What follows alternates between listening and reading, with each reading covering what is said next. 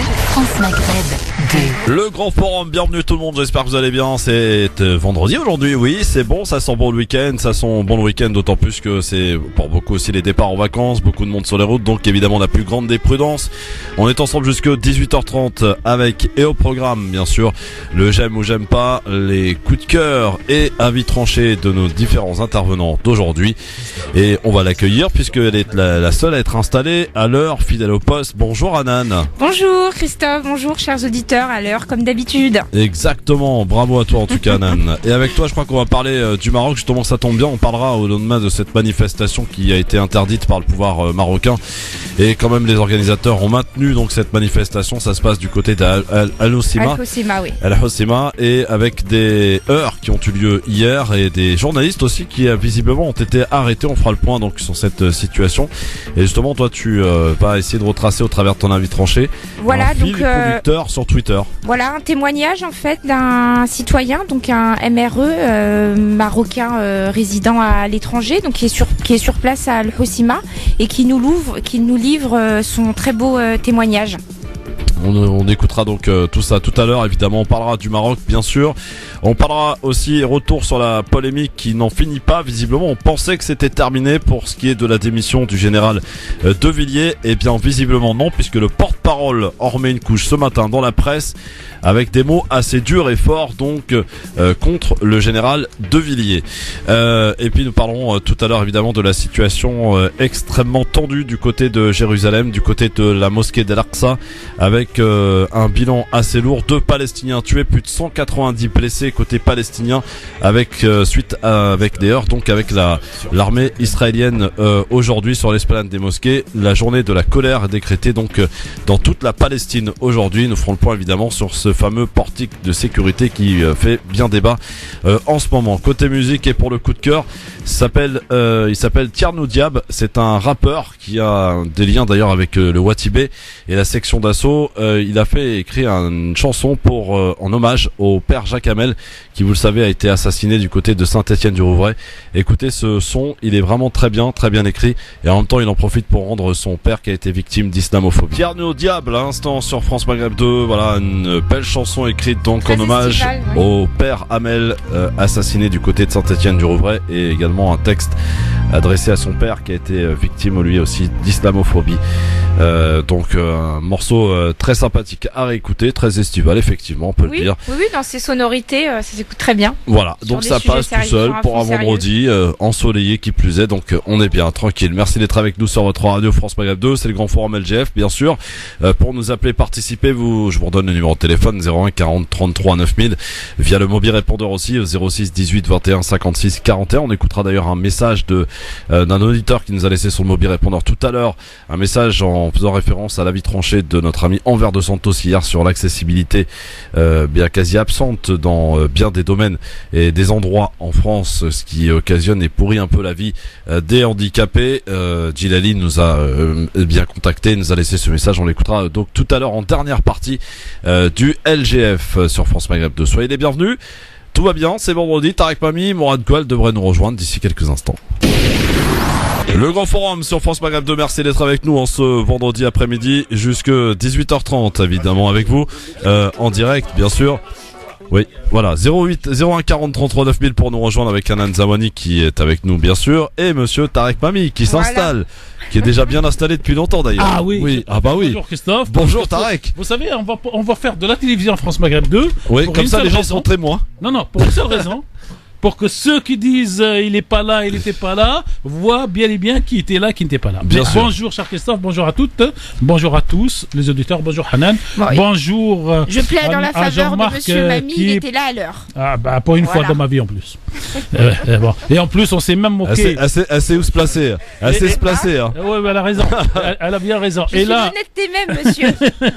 Et puis on s'est même moqué de notre ami Mourad le Marseillais. Il est où le Marseillais, s'est perdu? Non, mais parce que pendant plusieurs semaines, c'est lui qui était à l'heure, c'est moi qui étais en retard. Ouais. Donc le jour où moi je viens à l'heure, Mais comme vous êtes le doyen, monsieur Tarek Pami, vous devez donner l'exemple à tout le monde. Voilà. Oui, vous savez, arriver des fois à l'heure, des fois avant l'heure, après l'heure, c'est aussi un fonctionnement de doyen. Comme ça, vous savez pas à quelle heure le chef arrive. Jamais. Et donc vous êtes obligé de faire ce que vous avez à faire, parce que ça peut être avant, pendant ou après.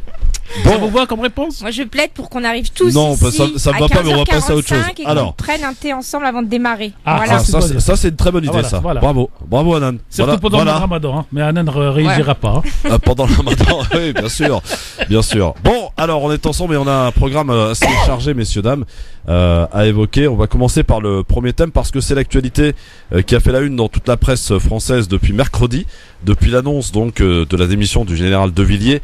On l'a appris donc mercredi matin et bien entendu le recadrage de la semaine dernière de Emmanuel Macron et toutes ces réactions aussi en pagaille qui sont venues. Et puis donc Emmanuel Macron est parti hier à Istres rencontrer justement les militaires pour qui il a eu d'ailleurs un peu reçu discours. À Istres, cher Christophe. Oui, à Istres, j'ai dit quoi? Mais nous, on est reçu, France Maghreb 2, un petit peu, sur une partie de la ville. Ah oui. Donc vous pouvez saluer les auditeurs. Salut à tous. Bonjour à tous. chers Bonjour auditeurs. aux, comment on les appelle, les Istroins, Istriens, Istréens, très bien.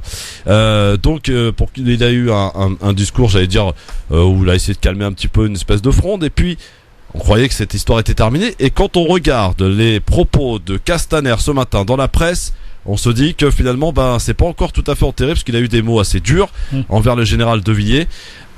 Pourquoi? Alors beaucoup de journalistes disent que c'est télécommandé depuis l'Elysée. Est-ce que vous aimez les films? Est-ce que vous aimez les films policiers, Christophe? Bah oui, certains, ouais, ça dépend comment c'est fait. Donnez-moi le titre d'un film policier dans lequel il n'y a pas deux policiers où l'un est méchant et l'autre est gentil. Donc vous avez toujours cette situation. Monsieur Macron est le gentil. Et M. Castaner est le méchant, parce qu'il n'engage pas M. Macron. Par contre, moi je précise qu'hier, lors de son discours à Istres, c'est ça? Oui. M. Macron, lui-même, il a remis une pommade dessus. Oui. Au lieu de totalement, pas ignorer le sujet, mais en tout cas passer sur une vision de l'avenir, il est revenu pratiquement sur un tiers de son discours. En fait, il avait le choix entre deux événements, où ignorer totalement l'histoire de M. De Villiers, aller faire un autre discours, ou revenir dessus un petit peu, ou attendre la rentrée, une fois qu'il aura signé le nouveau budget, pour dire, vous voyez que ce que je dis, je le fais, ce que je fais, je le dis. C'était d'ailleurs la célèbre phrase de M. Jospin. Mais bon, aujourd'hui, vous savez, il est en train de montrer qu'il est président. Et j'ai pour habitude de dire, vous savez, quand vous grimpez la montagne pour atteindre le haut, vous faites tout ce qu'il faut pour atteindre. Le problème, c'est qu'une fois que vous êtes en haut, vous n'êtes pas sûr d'y rester, et donc vous pouvez chuter. Et M. Macron est aujourd'hui dans une phase ascendante, il fait le boulot. On verra ce qui se passera dans 3 mois, dans 6 mois. Pour le moment, il fait le meilleur début de mandat d'un président de la République, je dirais, au moins depuis le changement de la durée de mandat, donc de 7 ans à 5 ans. Sarko, fiasco. Monsieur Hollande, je l'aime beaucoup. Et puis, Monsieur Macron est en train de réussir. Après, on peut se poser la question pourquoi... selon vous, Tarek Pami, si je peux me permettre. Vous pouvez, si vous avez une autre vision du monde, allez revoir vos archives et regardez les chiffres, regardez le comportement, et regardez le respect. Aujourd'hui, Macron est, entre guillemets, respecté, craint, mais ça risque d'exploser à n'importe quel moment. Alors que Sarko, au bout de 6 mois... il n'était plus ni respecté, on l'appelait le petit labo, y compris dans une certaine presse et à la télé. C'est pas encore le cas de M. Macron. D'ailleurs, je sais pas qu'est-ce qu'ils vont lui proposer comme surnom. Ça va bien venir, vous inquiétez pas. Oui, mais Jupiter, c'est lui qui se dit Jupiter. Oui, Jupiter, ouais. C'est lui, oui. Ouais. Mais bon. En tout cas, moi, la question que je me pose, justement, par rapport au fait que M. Castaner revienne sur ces événements de manière très revendicative. C'est pour montrer qui est le chef. Voilà, alors c'est effectivement pour montrer qu'une certaine figure d'autorité, ça y a pas de souci, on l'a tous entendu, mais est-ce que c'est pas justement parce que au sein des armées, il y a une polémique qui se crée et puis qui souhaite justement remettre en avant que c'est parce qu'il y a eu un dépassement de propos du général De Villiers qu'on en arrivait à là. Moi je pense pas que ce soit gratuit cette intervention de ce matin. Pour en terminer donc avec M. Castaner et M. Pierre De Villiers, d'abord je trouve que c'est assez courageux et assez conséquent la position de M. De Villiers, parce que une fois que la muette qu'il était a commencé à parler, fallait qu'il aille jusqu'au bout du système. Sinon, la muette, quand elle parle, il faut qu'elle en tire les conséquences. Deuxième chose, nous sommes dans une phase de réglage de la 5e République, parce qu'en fait, Jospin, Monsieur Chirac a fait 7 ans plus 5 ans. Ça s'est passé relativement vite et surtout, il a laissé 2 traces pour les auditeurs de France Maghreb 2 en tout cas. La première trace, c'est sa belle phrase, sa grande phrase à Jérusalem quand la police israélienne a commencé à malmener les Palestiniens. Et la deuxième, c'est sa position sur l'Irak. Depuis, la France est éteinte et on a eu M. Sarko qui a trouvé quelque chose à faire, aller faire assassiner, parce que les mots ont un sens, aller faire assassiner par des rebelles libyens, M. Gaddafi, et vous avez M. Hollande, qui est venu faire le contraire de ce qu'il a promis. Donc quand vous avez quelqu'un comme M. Macron, qui a dit des choses avec lesquelles on soit d'accord ou pas, il faut être surtout clair sur ce point, mais qu'il est en train de les faire ou qu'il explique qu'il est en train de le faire, pour le moment, c'est bravo l'artiste, bravo le magicien, jusqu'à ce que le feu se retourne contre le magicien. Alors, un discours qui quand même passe assez mal aux yeux de certains, c'est celui-là. Il n'est pas digne d'étaler certains débats sur la place publique. J'ai pris des engagements. Je suis votre chef. Les engagements que je prends devant nos concitoyens et devant les armées, je sais les tenir. Et je n'ai à cet égard besoin de nulle pression et de nuls commentaires. Ça passe assez mal, ça. Non, mais c'est pas que ça passe, c'est qu'il a personnalisé le débat. Non, c'est-à-dire qu'on ne parle pas comme ça à un subordonné dans l'armée. Mais non, bien sûr que non, monsieur Lamy. Vous demandez à n'importe quel militaire. Non, mais il y a un respect, ça. Il y a pas le militaire, on lui dit, monsieur, attendez, quand vous êtes chef de militaire, vous mettez sur la falaise, vous lui dites, il saute. Il saute. Il n'a pas la culture militaire. Voilà, alors ce qu'il n'a pas, c'est la culture politique. Parce que cette phrase-là, si j'avais été son conseiller ou celui qui écrit le texte, j'enlèverais tous les jeux et je mettrais l'article 5 de la Constitution dit que. Et là, il met un miroir entre lui et les autres. Mais comment je veux pas utiliser le mot qui a été utilisé par monsieur De Villiers devant parce qu'un mot comme ça, si vous dites rien, ça veut dire ok. Mais il y a eu fuite, Tarek Mami, quand même. Il n'y a pas de fuite, il a parlé à des parlementaires. Excusez-moi. Allez-y, bonjour Mourad. Bonjour monsieur Marseille. Il fait beau à Marseille. Je me suis trompé de créneau horaire, je suis encore. Sous les heures du Ramadan. Ça fait plus d'un mois que c'est fini pourtant. Non, mais par contre. Mais à Marseille, tu sais, le temps que ça change, ça met un peu de temps. C'est trop vite le matin. Le débat soulevé par la polémique du général Villiers, elle est importante parce qu'en vérité, là, on est en train de nous enfumer avec un feu de paille de savoir si Macron aurait dû ou pas dû parler comme ça au général. Sauf que derrière, ce qui est en train de se passer, à un moment donné, il y a quelque chose qui doit émerger, notamment la vérité. Le général Villiers, qui est le frère du célèbre politicien, son frère ne l'engage pas. Donc, je sais de quoi je parle. Le général Villiers avait proposé de démissionner l'année dernière sous la présidence d'Hollande et de faire valoir ses droits à la retraite. Ça lui a été refusé. Et dans ses fonctions, il n'a pas à se mêler de ce qui est budgétaire. Bien sûr. Il doit, avec ce qu'on lui donne, faire ce qu'il peut. Maintenant, il y a un vrai débat. Il faudrait que les Français posent les bonnes questions. La grande muette, comme on l'appelle, est une grande dépensière d'argent. Donc, la politique de l'armée, ce n'est pas d'avoir des budgets pour avoir de l'armement, c'est de gaspiller ces budgets pour justifier ces budgets. Et vous savez tous, beaucoup de gens en ont entendu parler, il y a ce qu'on appelle les dépenses d'équipement, qui génèrent en fin d'année d'énormes ventes de surplus militaires, donc vêtements vestimentaires, matériels et même logistiques. Et vous avez aussi la gabegie alimentaire. Des tonnes et des tonnes de denrées alimentaires sont jetées dans les poubelles chaque année pour justifier les budgets de l'armée. Plutôt que de donner à des associations caritatives ou de dire écoutez, on est en surconsommation, on n'a pas besoin d'autant de vivres, ils préfèrent acheter et jeter. Donc à un moment donné, peut-être que les 850 millions d'euros, ils servaient juste à les remplir des conteneurs à poubelle et rien d'autre. Alors, je vous rappelle qu'on disait dans les années 70, ce qu'on racontait pour ceux qui faisaient le service militaire, on disait que par exemple quand je veux prendre quelque chose de simple comme vous avez 250 litres de kérosène pour les avions, et quand les militaires arrivent au 15 octobre et qu'il reste encore 100 ou 150, pour ne pas dire on a des produits pour l'année prochaine, ils font tourner les avions en l'air à blanc juste pour consommer. Or cet argent, il est l'argent quand même des citoyens. Et donc c'est pour ça que quand vous rentrez dans cette logique de budget, il y a des commissions d'enquête qui bien sûr. Et après quand vous rentrez dans les discussions, quand vous rentrez dans les discussions sur ce côté-là, les militaires ils disent oui, on reconnaît, et il y en a même qui vous disent qu'on va tirer les balles dans les forêts à la fin de l'année pour pouvoir épuiser le stock Parce que sinon, les militaires... On baisse les budgets, c'est la crainte des militaires. Les militaires ont toujours Moi, craint... j'ai une question à vous poser, parce que, messieurs, il y a un domaine que vous n'avez pas élaboré. C'est qu'effectivement, on peut s'inquiéter de la baisse des budgets, étant donné que la France est présente dans plus de 7 conflits dans le monde. Ça coûte cher, vous le savez mieux que moi. C'est pour ça qu'ils y vont, c'est pour dépenser, pour consommer leur propre achat. Non, mais c'est pas gratuit tout ça. Vous savez combien ça coûte de décollage d'un avion militaire? Vous rajoutez... On n'est pas obligé d'aller sur des terrains de guerre qui ne nous appartiennent pas. Non, mais même si vous y allez politiquement, parce que c'est politique, vous y rajoutez quelque chose. En fait, les militaires consomment ce qu'on leur donne comme budget, pour faire simple, et ça ne se justifie pas. Et d'ailleurs, dans une des phrases du discours du président Macron, il dit on ne va pas mettre en danger les opérations essentielles qui seront maintenues. Donc les 850 millions qui vont être diminués pour être augmentés l'année suivante. Ah non, c'est même pas diminué. C'est que François Hollande... Ils ne sont pas consommés. Ils sont même pas consignés. C'est-à-dire que François Hollande a triché sur les écritures budgétaires qu'il a laissées en partant.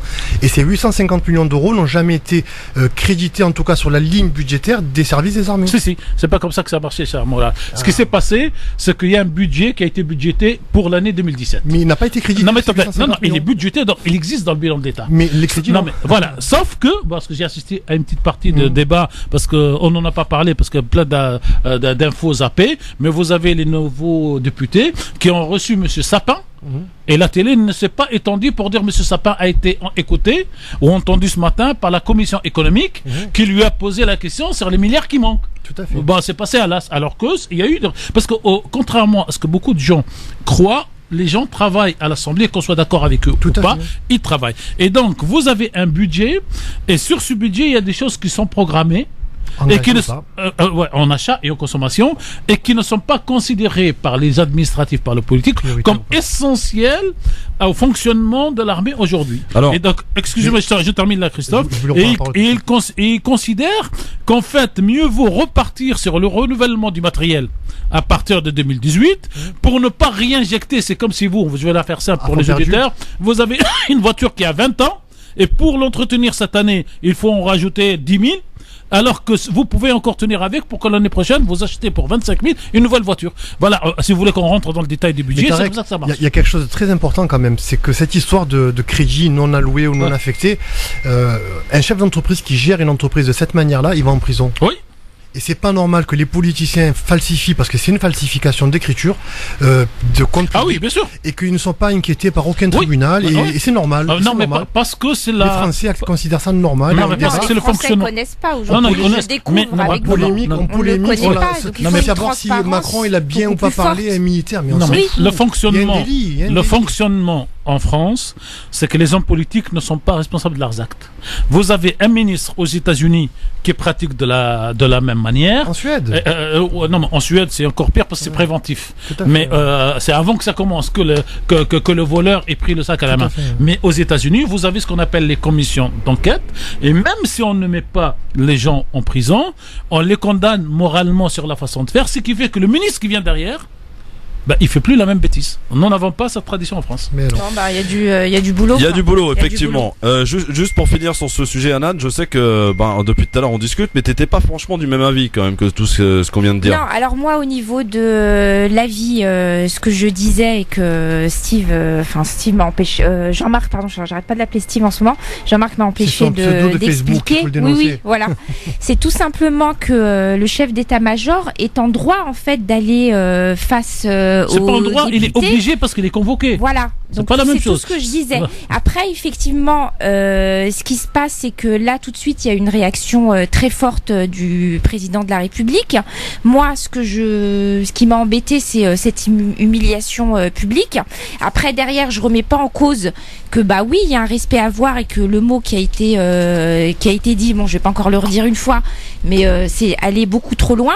Mais qu'en réalité, ce que ça, là où c'est un petit peu inquiétant, Morad, Jacques Chirac a dit une phrase très célèbre. Oui, attends, je finis. Voilà ce que je trouve peut-être inquiétant. Impose-toi, Nan, c'est bien. C'est que si un autre responsable de ministère ou peu importe, souhaite aller devant l'Assemblée nationale, devant une commission, il est convoqué. Quand il est obligé, quand il est convoqué, il rend des comptes. Il ne va pas raconter sa vie. On lui pose des questions, il répond faire taire une parole, parce qu'on se dit, écoutez, vu ce qui s'est passé pour Monsieur De Villiers, je vais peut-être un peu la fermer. Voilà, c'est là où si c'est ce danger-là, moi, qui m'inquiète. Qu'est-ce qu'il y a?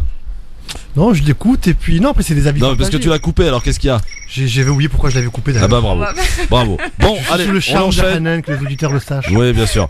On enchaîne avec le zapping sur France Maghreb 2, puis on va aller faire un petit tour du côté d'une petite croisière que Tarek a faite et qui souhaite vraiment nous parler, qu'il l'a emmené jusqu'à Zarzis, qu'il a de la chance décidément, en partance de Marseille, et il va un peu nous raconter ce qui s'est passé, cette croisière donc il l'a fait voyager. Zapping. Alors justement dans le zapping, on en parlait tout à l'heure de cette Assemblée nationale, Tarek Mami. Oui. Hier soir d'ailleurs sur France 2, l'œil du 20h s'est rendu à l'Assemblée nationale justement pour découvrir les nouveaux députés. Il y en a qui disent pourquoi se rendre encore aujourd'hui à l'Assemblée nationale à l'ère des numériques. Vous voyez que tout finit par arriver, cher Christophe. Non mais pour découvrir les nouveaux députés, vous savez, qui sont rentrés il y a quelques semaines. Pour certains, ils ne faisaient même pas partie de la vie politique il y a encore quelques mois. Alors quand ils se retrouvent au sein du Palais Bourbon, cela peut donner lieu à des moments particulièrement gênant, écoutez plutôt. Vous avez souhaité réagir? Cela s'apprend doucement. Non, pardon. Vas-y, allez-y, monsieur Maillard. Prendre la parole dans l'hémicycle demande aussi un peu de pratique. Et prise en charge de... Ça, je n'arrive plus à lire. Voilà. Quant au déroulé des séances, il est bon de pouvoir s'appuyer sur les administrateurs. Attendez. Je voudrais vous remercier, c'était ma première séance. Des premiers pas en tâtonnant. Les premiers pas donc des députés, pour la plupart en marche. Ça, si vous permettez. Ouais. On a oublié que Monsieur Debré, qui a terminé président de l'Assemblée nationale. Jean-Louis de son prénom. Non, comment ça s'est passé pour lui le premier jour et pendant le premier mois? Ah non, on le voit 10 ans après et on est étonné par l'aisance. Deuxième chose, on cherche dans ce pays à faire du buzz. On ne cherche plus à faire de l'information. On n'explique pas que le nouveau député, et justement, c'est comme un écolier qui rentre à l'école ou à la fac, qui apprend son métier. Alors on va chercher celui qui dit, j'ai oublié. Mais je le remercie, moi. Le député, il est honnête. Il a dit, j'arrive pas à lire ce que j'ai écrit. Et alors? Ça, c'est l'information. Comment ça? C'est un peu embêtant pour un député, non? Ah oui, non, mais c'est pas embêtant. Non, c'est pas embêtant. Moi, je vais des avocats plaider et dire, monsieur le président, excusez-moi, je viens de perdre le fil de mes idées. Si vous permettez, une petite suspension de 3 minutes pour que je me remette. Et l'avocat, il a 20 ans d'âge, d'expérience. Qu'est-ce qu'on dit? On trouve ça normal. Arrêtons, en tout cas, nous, on essaie ici d'être vigilants. Arrêtons de courir derrière le buzz, qui peut servir certains, mais le buzz sert à avoir de la notoriété, un peu plus de pub, un peu plus d'argent, mais n'informe pas le citoyen. Parce que le citoyen, quand l'apprenti boucher travaille le premier jour pendant 15 jours chez le boucher, et j'allais dire, il se coupe son doigt, ou on lui dit, donne-moi une côte, il vous amène une jambe, qu'est-ce qu'on dit? On dit, c'est le métier qui rentre. Pourquoi, dans la vie réelle, le métier rentre, et chez les politiques, qu'on a critiqué, puisque ça fait 30 ans qu'ils sont là, quand on amène de nouveau, on commence par les critiquer. Je pense que c'est, j'allais dire, c'est des galas, et avec tout le respect que j'ai pour le journal Gala, que du journal Le Monde, de son fondateur, M. Comment il s'appelait, Bev-Marie, parce que là, il disait, quand vous écrivez, vous avez un sujet, verbe, complément, et vous avez le lecteur à la lecture première, il a tout compris. Aujourd'hui, on tourne autour du... N'importe qui ne peut pas être député, Tarek Mami. La moindre des choses, c'est quand même de connaître un peu son métier. Vous êtes contre la démocratie? Non, pas du tout. Par contre, mais n'importe qui ne peut pas être député.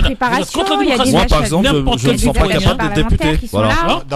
D'abord, Christophe, le travail des députés est fait intégralement ou quasi intégralement par les attachés parlementaires qui sont, ça c'est vrai. Qui sont des gens ultra compétents. Et les huissiers. J'en profite pour saluer Karim d'ailleurs. Par contre, moi j'ai été très agréablement surpris par l'intervention. Je ne connais pas son nom, mais vous allez l'identifier, le reconnaître. Un député des Insoumis, un rouquin. Oui, le rouquin, le fameux. Je l'ai trouvé, mais. Non, n'a pas réussi. Non, j'ai trouvé, mais Duquesne. Il a été juste excellent. Voilà. Et c'est de bon augure, je pense. Justement, belle transition.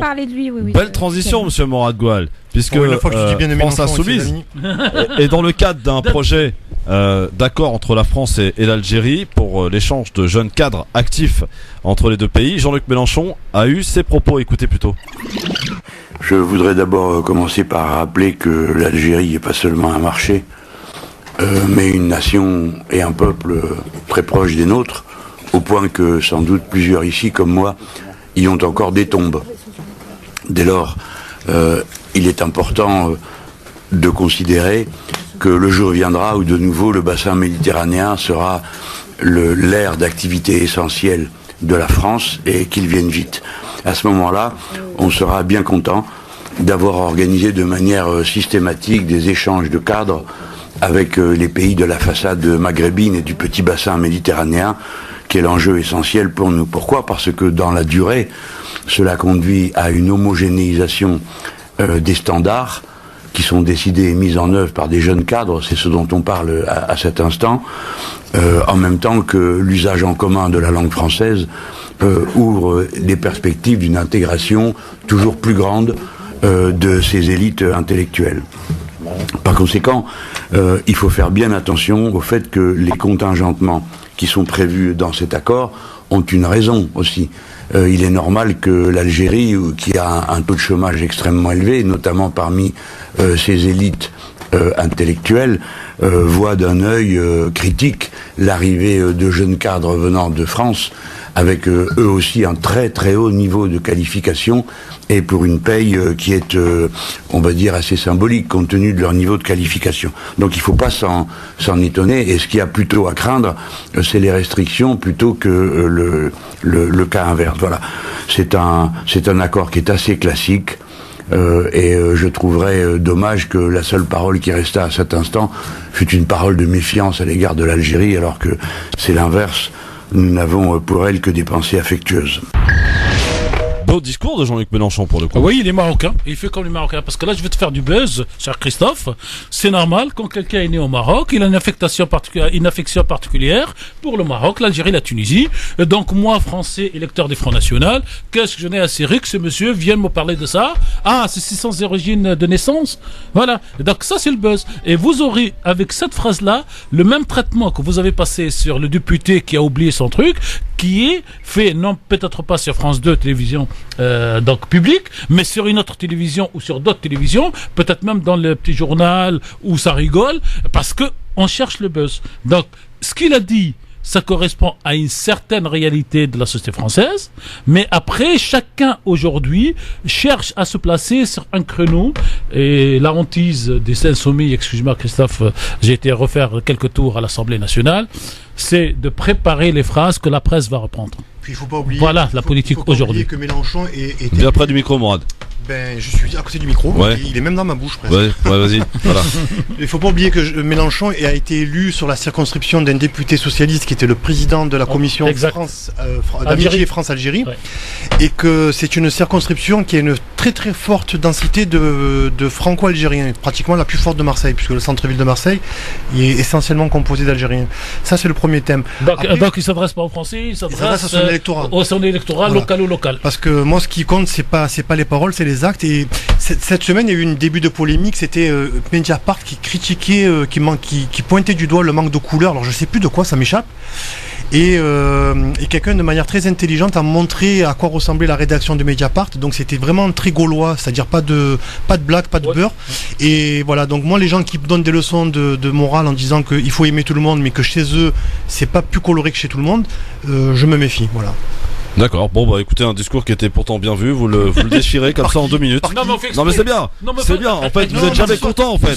Que ce soit lui ou un autre, je suis ça aurait été un discours prononcé par Macron, vous auriez une autre vision. Je vous connais, je commence à vous connaître. Au-delà de son discours, là on parle quand même d'un projet de loi qui vise à un échange entre des jeunes actifs vous la avez France vu, et l'Algérie.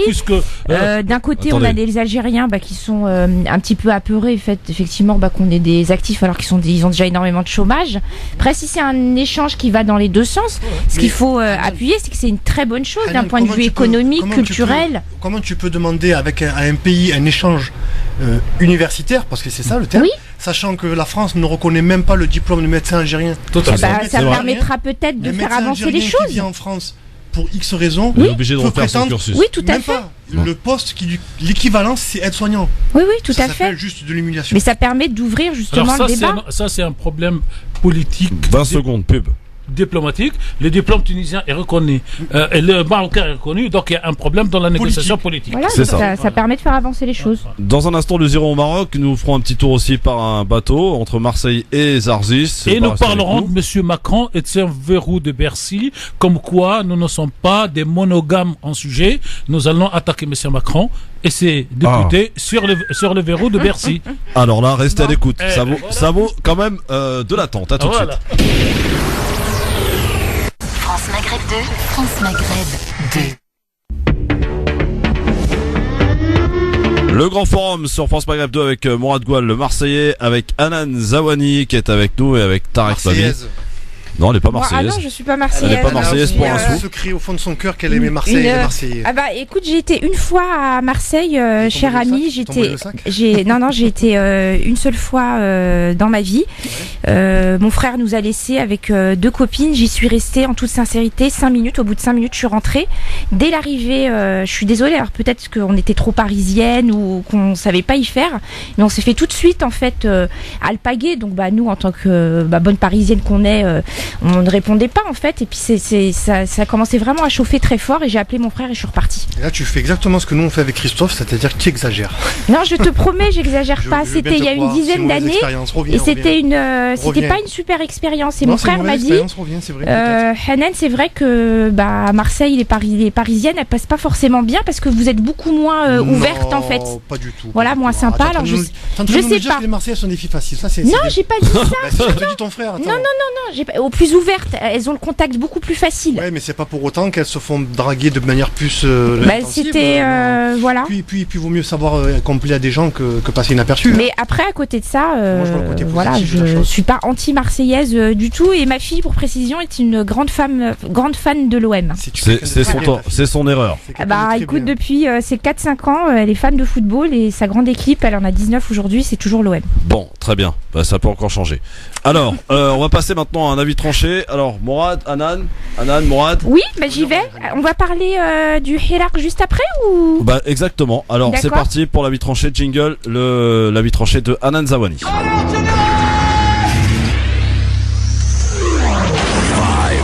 3, 2, 1, 0. Je fais quoi que ce soit, c'est la mise à pied. Alors piétinez-moi, allez-y. Retour sur la manifestation du 20 juillet, c'était donc hier, Hanan. Tout à fait. Alors je vais vous livrer le témoignage d'un citoyen, donc un MRE. Donc MRE, c'est un Marocain résident à l'étranger, tout à fait. Donc qui nous livre son témoignage. Donc il dit: immense succès de la marche de solidarité nationale avec le Hirak. Pourtant, les forces de la sécurité de la police et de l'armée avaient bouclé en 7 points l'entrée de la ville d'El Hoceima.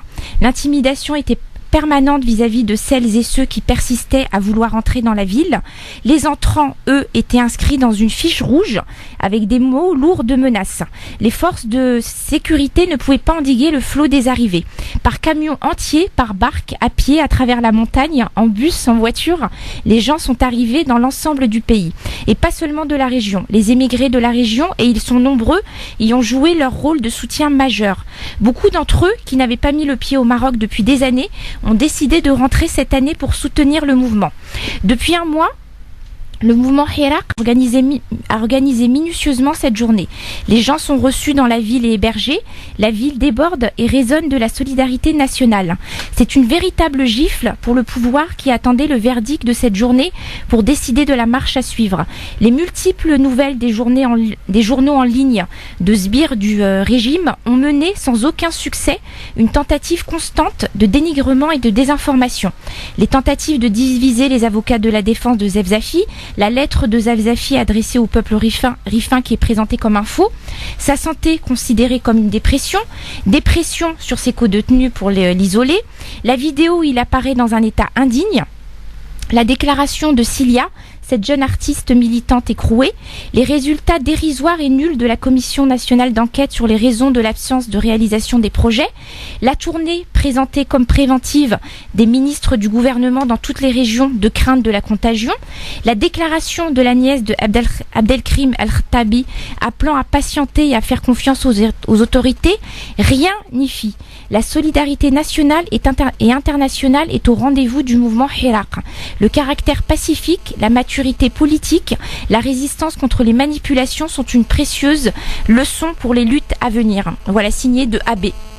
Très bien, voilà pour ce témoignage, Sophie Leroux. C'est vrai qu'il y en a eu plusieurs sur Twitter hier, notamment une journaliste Polity, il y avait une journaliste de le Muslim Post. Voilà, il y avait vraiment beaucoup de journalistes sur place qui nous racontaient au fil des minutes ce qui se passait réellement. Et visiblement, donc il y a eu des heurts, des blessés aussi côté manifestants, des journalistes aussi qui ont été pris à partie par les manifestants, 2 journalistes de 2M notamment, et un journaliste aussi qui a été malmené par la police, en l'occurrence d'une presse locale. Retour sur justement ce qui s'est passé hier au travers raconté par ce reportage.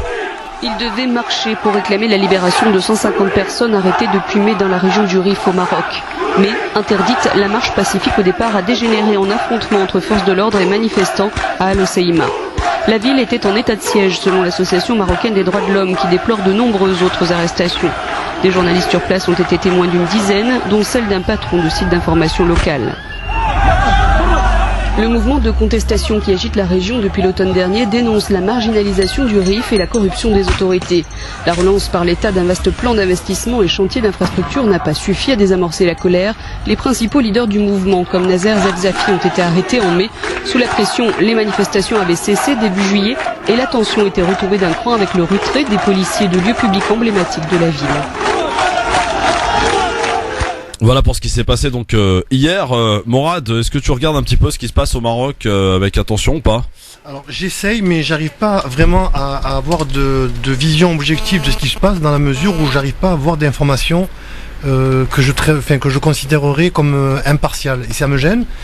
Donc pour ce qui est des heurts, je me dis que c'est tout à fait prévisible et c'est normal qu'il y en ait, parce qu'il y a les infiltrés, il y a les excités, il y a un peu tout le monde. Mais après, je suis vraiment sceptique parce que j'ai parlé avec des amis qui sont rifins, et qui m'ont dit que depuis le début du conflit, des choses ont été entamées par le royaume du Maroc sur la région d'Al-Hoceïma, et que à un moment donné, il fallait aussi être patient pour voir aboutir certains projets qui ont été initiés. Mais honnêtement, je m'interdis d'être critique parce que j'ai pas les éléments factuels pour avoir un avis tranché là-dessus, quoi.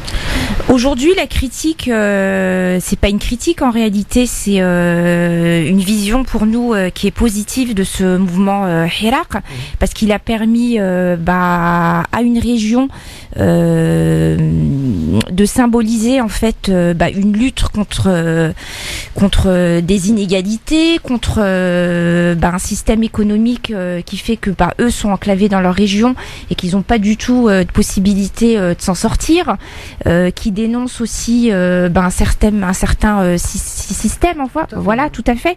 Donc moi, ce qui me va dans ce mouvement Hirak, c'est que ça va faire avancer les choses. Après, effectivement, on a 2 sons de cloche. On a les séparatistes qui sont très très durs dans leurs mots, mais à la rigueur, ceux-là, j'ai vraiment l'impression que c'est vraiment une minorité et que la région d'Al-Hoceïma, elle tient vraiment à mettre en avant un mouvement qui est pacifiste et qui est là aussi parce que cette région en fait atteint une maturité politique et c'est un mouvement de résistance contre une certaine forme d'oppression. Donc maintenant, moi, ce qui m'étonne un petit peu, c'est qu'effectivement, on n'a pas de retour du souverain du Maroc, Mohamed VI, qui lui justement appelle les politiciens à régler ce problème par eux-mêmes. Voilà. Donc moi je trouve que justement ça permet de faire avancer les choses et que le peuple reprend le pouvoir qui lui est dit face à un système qui ne va pas et qui n'accepte plus. Et c'est peut-être l'attitude du roi du Maroc qui fait que justement on a peu d'éléments d'information en France. Oui. Puisque comme il ne s'implique pas dans le conflit, il reste au-dessus. Du coup ça ouvre aucune porte aux médias locaux ou internationaux. Je pense qu'il a raison aujourd'hui de rester au-dessus. La seule chose qui a est vraiment difficile à accepter, c'est que on a quand même essayé d'interdire cette marche et puis qu'on essaye d'étouffer un petit peu le mouvement. On parlait de 100 000 personnes quand même. Hein. Voilà, mais aujourd'hui, ça fait 9 mois que ce mouvement est en marche et ça va pas s'arrêter. Moi, je suis désolée pour le jeu de mots, mais ça va pas s'arrêter. L'Algérie a connu ça avec les Mozabites, hein, et c'est récurrent, tous les 2-3 ans, des tensions naissent, reviennent, et repartent, et puis c'est des cycles. Sauf que vous avez des rifins aussi qui critiquent, mais assez fortement d'ailleurs, ce mouvement de contestation. Le RIF qui a été, je le disais hier, nous le disions hier, en effet, une région qui a été particulièrement à cœur du roi Mohamed VI. Il l'a vraiment refait de A à Z. On peut prendre juste en exemple l'illustre projet magnifique de Tangemed, le port gigantesque donc qu'a mis en place le roi, la ville de Nador qu'il a complètement refaite, et beaucoup disent que ce mouvement de contestation n'est pas tenable et que c'est à la limite un manque de respect envers le roi qui a fait beaucoup pour cette région, une région qui était abandonnée et laissée de côté par Hassan II, et donc voilà, beaucoup disent que c'est un manque de respect. Le port, voilà, entre le port effectivement. En tout cas, beaucoup de gens qui habitent là-bas et qui me font des retours de ce que peuvent aussi dire la population. Mais après, entre le port effectivement, pas autant que ceux qui font du bruit, tu vois ce que je veux dire. Ouais, mais le problème c'est qu'aussi la grande majorité des Marocains ont vraiment du mal aussi à dire les choses telles qu'elles sont. Pour eux, dire du bien ou du mal du Maroc, c'est dire du bien ou du mal du roi. Ils n'arrivent pas à dissocier la personnalité du royaume.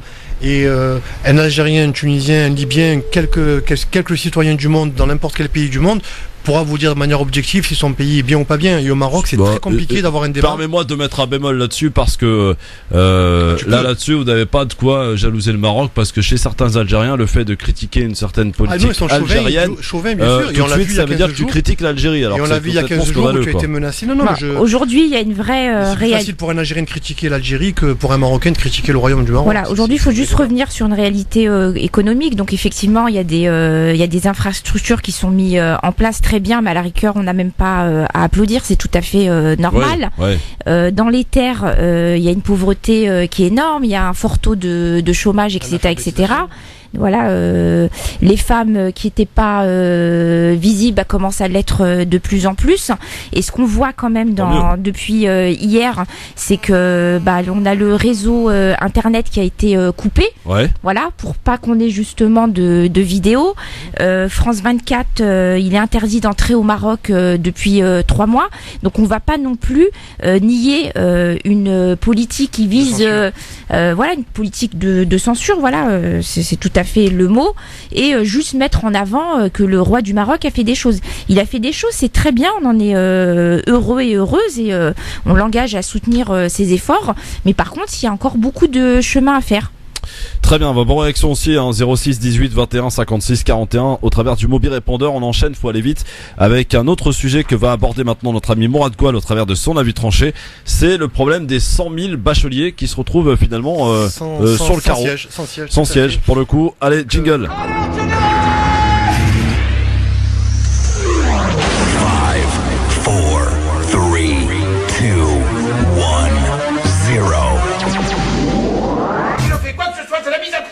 Alors piétinez-moi, allez-y. Alors mon cher Mourad, tu vas nous parler donc des bacheliers qui sont sur le carreau, on peut le dire. Ouais, qui sont sans siège et sans bureau pour la rentrée des classes, et ça se passe devant chez nous en France, et c'est juste une situation qui est inacceptable, qui est intolérable, et que très très peu de gens dénoncent. Alors ça veut dire quoi ? Ça veut dire qu'aujourd'hui il y a des personnes qui ont passé des bacs techniques, des bacs généraux et des bacs professionnels, et qui ont fait le choix de suivre des filières générales ou techniques ou scientifiques en faculté. Et on a un problème de capacité d'accueil aujourd'hui en France qui fait que entre 80 et 97 000 lycéens risquent de ne pas être affectés à des facultés en France. Ce qui veut dire donc qu'à la rentrée des classes, ces lycéens auront 2 choix, soit rentrer dans la vie active en devenant directement chômeur à 18 ans, ce qui est un bel avenir, soit de prendre un cursus scolaire par défaut dans une école privée. Et là, ça m'interpelle parce que ça demande des moyens que pas forcément tout le monde a. Et ça veut dire qu'on va prendre un cursus scolaire par défaut. Et ça, c'est vraiment problématique. Alors, pourquoi on a ce problème de capacité d'accueil ? D'abord, parce qu'aujourd'hui on donne le bac de manière plus facile et de manière plus généralisée qu'autrefois. Avant, lorsque vous aviez un bac avec une moyenne de 14, vous aviez tout juste la mention, assez bien. Aujourd'hui, avec un 12, voire un 11,5, vous avez déjà une mention bien. Donc ça vous donne le niveau de ce que peut être un bon bachelier ou un mauvais bachelier. Ensuite, les taux d'admission au bac, chaque année, sont de plus en plus supérieurs. Pourquoi ? Parce qu'on préfère faire un peu comme si ça se fait dans tous les pays du monde, on préfère diplômer des jeunes et les orienter vers des études universitaires ou techniques ou scientifiques, plutôt que d'avoir des jeunes en échec scolaire qui viendront gonfler les chiffres des demandeurs d'emploi, donc du chômage. Ça, c'est le premier problème. Ensuite, on a aussi le problème de cette case sociétale que représentent les lycéens de 18 à 25 ans qui n'ont droit à aucune aide sociale et qui, pour bénéficier ne serait-ce que d'une bourse de 300 € mensuels, vont s'inscrire par défaut dans des universités dans lesquelles ils ne feront aucun cours magistraux, mais ils iront juste au TD qui sont obligatoires. Et ces élèves-là qui vont donc juste à la fac pour toucher la bourse, prennent la place des vrais étudiants qui, eux, ont fait le choix d'un vrai parcours universitaire. Donc, que la France en revienne ou en arrive à faire des tirages au sort avec des listes d'attente de presque 100 000 étudiants, moi, ça m'interpelle parce que je me dis quelle élite de demain on est en train de former. Mourad, c'est vrai que c'est un problème important parce que il y a des lycéens qui ont obtenu le bac avec une moyenne, avec mention même très bien et qui se retrouvent sur le carreau, alors que vous avez des gens qui ont obtenu le bac avec 11, 12 de moyenne et qui eux ont été pris en fac. Donc il y a un réel problème effectivement sur l'orientation et sur la suite. Mais en plus il y a cette réforme scolaire qui arrive pour visiblement 2021, la réforme du bac qui vise à changer un petit peu, moins d'examens au moment justement des examens, du contrôle continu un petit peu à l'image de ce qui se fait pour les collégiens en 3e par exemple, pour le brevet du collège. Ouais, et c'est juste 100% de réussite. Ouais. Et donc maintenant sur les diplômes des bacheliers, on mettra l'épitaphe ici J, l'avenir de votre enfant. Après, ce qui se passe, c'est qu'il y a aussi un manque d'anticipation. Ces lycéens là qui ont obtenu le bac cette année. Non, c'est pas ça, Mourad ? Il y a en partie ça, pardon, je t'ai coupé, mais il y a aussi le fait qu'il y a ceux qui sont le plus concernés, c'est ceux qui ont eu le bac avec qui ont dû repasser des épreuves de rattrapage. Ouais. D'accord. Et eux, ils arrivent les derniers, c'est les derniers wagons du train, ils sont pénalisés. Bon, en tout cas, voilà ce que dénoncent les lycéens et les organisations. Tout à fait. C'est un manque d'anticipation. On a eu 50 000 bacheliers de plus. Et moi, ce qui m'a choqué, c'est que, alors je sais pas, un responsable, je pourrais pas vous citer exactement. Ce qu'il expliquait, c'est qu'en fait, sur leur système là ABP, en fait, ils allaient reparamétrer, je ne sais pas comment, ce système informatique, et que du coup, en fait, il apparaîtrait qu'il y aurait 200 000 places de disponibles, et que les lycéens qui n'avaient pas d'affectation, en fait, allaient devoir choisir sur ces 200 000 places. Donc, c'est-à-dire qu'on ne leur laisse même plus le choix sur un choix 1, 2, 3 ou 4. Ils sont obligés, en fait, en tout cas, on les pousse à aller vers ces 200 000 places qui sont disponibles. J'ai un article sous les yeux où l'élève souhaitait s'inscrire dans une fac de sport. Voilà, et s'inscrit et il a fini dans une fac de physique parce qu'il y avait de la place. Et justement par rapport à cette fac de sport, en fait, ce que disait un des responsables, c'est que du coup ils allaient revoir également les conditions d'accès, d'admission. Donc par exemple quelqu'un qui veut rentrer dans une fac de sport, et ben il faut forcément qu'il ait fait des études de biologie, donc notamment scientifique ou économique. Et tu verras que va s'engouffrer dans cette polémique toutes les organisations de parents d'élèves droite, voire d'extrême droite, favorables à l'enseignement privé, et que le débat entre l'école privée et publique va être relancé. J'en suis convaincu. Alors que moi je suis un grand défenseur de l'école publique personnellement, mais bon. Et là, elle répond plus aux attentes des citoyens. Il y a un gros problème. Ouais. Mais parce que aussi, il faut qu'on le dise et qu'on le redise, parce que la fac est devenue un refuge pour des gens qui n'ont pas de revenus. Cette tranche d'âge 18-25 qui permet de toucher la bourse. Ouais, mais c'est grave. C'est pas normal qu'en France, socialement, quand vous avez entre 18 et 25 ans, vous n'existez pas en termes d'aide sociale. C'est pas normal. Mais avec Benoît Hamon qui avait proposé le revenu universel. Dominique de Villepin aussi. Ouais.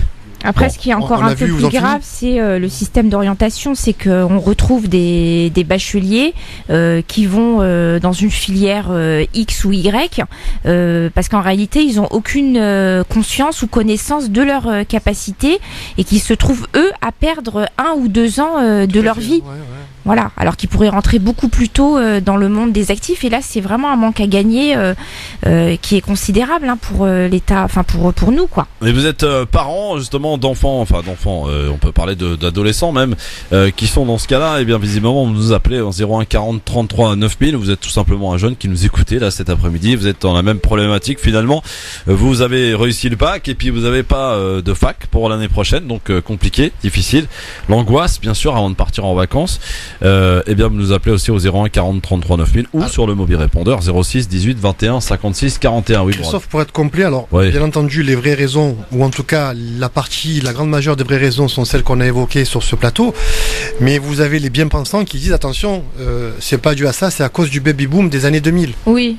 Ça s'appelle de l'enfumage. Oui, c'est ce qu'ils disent, Ouais, ça c'est ça. Mais du coup, ça met juste en avant le manque d'anticipation. aux problématiques. Donc je suis concerné puisque ma fille est née en 98 et j'ai l'impression qu'on prend pour un couillon, quoi. Voilà. Ah oui, t'es plutôt jeune, mon vieux, alors. Déjà. Ah ouais, de rien que ça quand même. Je l'embrasse, ma fille, elle le sait. Oui, bien sûr, évidemment. Elle nous écoute. Allez, dans un instant, on va partir du côté de Jérusalem parce que la tension est à son max du côté de Jérusalem, puisque, vous le savez, a été décrétée la journée de la colère en Palestine, et pour cause, avec donc cette fermeture de l'esplanade des mosquées la semaine dernière, réouverture avec l'installation de portiques de sécurité, ce qui a fortement énervé et mis en colère, et on peut le comprendre, les Palestiniens, les Israéliens qui continuent de maintenir cet accès avec ce portique de sécurité détecteur de métaux, et aujourd'hui ces Palestiniens qui sont en colère et qui est donc dans les rues de Palestine pour crier leur colère à l'occasion donc de cette journée de la colère en ce vendredi. L'accès à tous les hommes de moins de 50 ans interdit aujourd'hui sur l'esplanade des mosquées. Des heurts et ce lourd bilan de 2 morts côté palestinien et de 197 blessés palestiniens. Voilà le bilan à l'heure où nous parlons, qui risque malheureusement d'évoluer. La tension est à son maximum, d'ailleurs alerté par plusieurs journalistes et pas des moindres. Si je vous cite Charles Anderlin qui craint lui un embrasement de la Palestine.